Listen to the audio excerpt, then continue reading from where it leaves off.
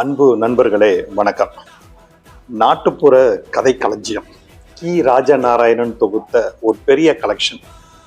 நிறைய கதைகள் இருக்கு. எல்லாமே நாட்டுப்புறத்தில் வழங்கப்பட்ட கதைகள்.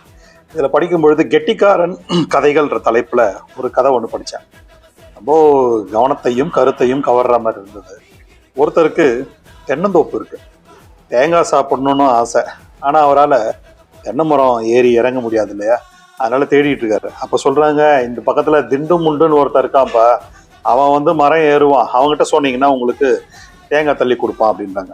இவரும் வெயிட் பண்ணிட்டு இருக்காரு. ரொம்ப நாளா வரல. ஒரு நாள் வந்துட்டான். வந்த உடனே என்ன சொல்றாரு, அவருக்கு 2 தேங்காய் தேவைப்பட்டது. 2 தேங்காவை கொஞ்சம் இறக்கி தள்ளுப்பா கொடுப்பா அப்படின்னு சொல்லி கேட்கிறாரு. உடனே அவர் என்ன கேட்கிறாரு, திண்டு முண்டு, நீங்க என்ன தருவீங்க அப்படின்னா, உனக்கு வேணா ஒரு தேங்காய் தரேன் பாக்குறாரு. உடனே சொல்லிட்டே ஏறுறான் மரத்து மேல. எப்படிங்க 2 தேங்காய் எப்படிங்க காணோம், இருங்க அப்படின்னு சொல்லிட்டு மேலே ஏறி தட தட தட தடன்னு 5 தேங்காவை அறுத்து தள்ளிடுறான் கீழே.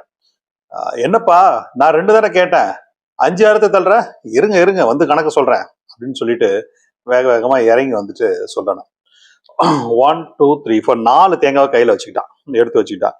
அப்போ இவர் என்ன நினைக்கிறாரு, சரி 4 தேங்காவை நம்ம கிட்ட கொடுத்துருவாங்க, நம்ம சொன்ன ஒரு தேங்காய் மட்டும் எடுத்துக்கிட்டு போ அப்படின்னு நினைச்சுக்கிட்டு இருந்தாரு அந்த பெரியவர். ஆனா என்ன தெரியுமா சொன்ன, ஐயா, ஏற 1 இறங்க 1 1 நீங்க தரேன்னு சொன்னது, 1 நானா எடுத்துக்கிட்டது, மொத்தம் 4 ஆச்சு. மீதி இருக்கிறது 1 இருக்கு. இது நீங்களே கொஞ்சம் பரிதாபப்பட்டு விருப்பப்பட்டு கொடுத்தீங்கன்னா அதையும் நான் எடுத்துக்கிறேன், இல்லைனாலும் பரவாயில்ல, நான் உங்களுக்கு விட்டு கொடுத்துட்றேன் அப்படின்னு சொல்லி கணக்கு சொல்லிட்டு இந்த 4 தேங்காவை எடுத்துக்கிட்டு நடந்து போயிட்டே இருந்தான்னா.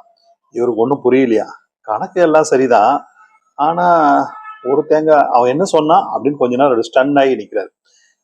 நாட்டுப்புறத்துலயும் சரி, எல்லா இடத்துலயும் சரி, நிறைய பேர் நினைச்சுக்கிட்டு இருக்கோம், படிச்சவன் தான் கெட்டிக்காரன், படிப்புகள் தான் நிறைய அறிவுலாம் கொடுக்கும் அப்படின்னு. படிக்காதவர்களும் கெட்டிக்காரர்களாக இருக்கிறார்கள், சாமர்த்தியசாலியாக இருக்கிறார்கள். எல்லாரிடத்திலையும் கவனமாக இருக்கணும். புத்திசாலித்தனம் என்பது தனியுடைமை கிடையாது, அது பொது உடைமை அப்படின்ற மாதிரி ஒரு சின்ன கதை, ஒரு பக்க அளவுல சொல்லக்கூடிய கதையே இவ்வளவு ஒரு பிரமாதமா இருக்கு. இத்தனை கதைகள் இருக்கு. நிச்சயமா வாசியுங்கள் நண்பர்களே. வணக்கம்.